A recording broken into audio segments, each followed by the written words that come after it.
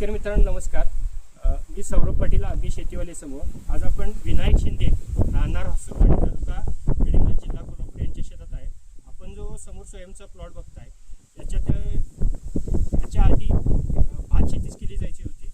मागच्या वर्षी त्यांनी सोयाबीनचा प्रयोग केला, पण त्याच्यात त्यांना फक्त एकरी साधारण किती क्विंटल आपलं ॲव्हरेज निघालं? 5 क्विंटलच्या आसपास त्यांना एकरी ॲव्हरेज निघालं. सरीतलं अंतर साधारण 14 इंच होतं. त्यामुळे त्यांचं शाखी वाढ नव्हतं. सोयाबीनची उंची तुमची त्यावेळी केवढी झालेली? उंची भरपूर झाली, पण त्याला शेंगोळा आणि हे कमी झाल्या.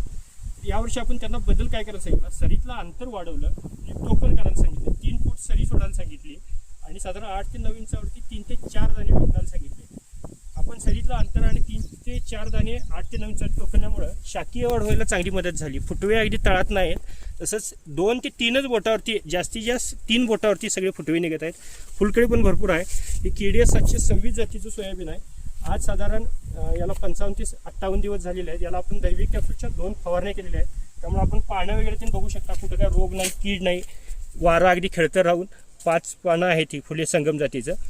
तर फुटवा वगैरे अतिशय चांगला आहे. अनेक 8 दिवसांतरी पूर्ण झाकून जाईल. साधारण 110 दिवसाचं सोयाबीन आहे हे KDS 726. त्यामुळे निश्चितच यावर्षी त्यांचं सोयाबीन मागच्या वर्षीपेक्षा डबल निघणार याची 100% खात्री आहे.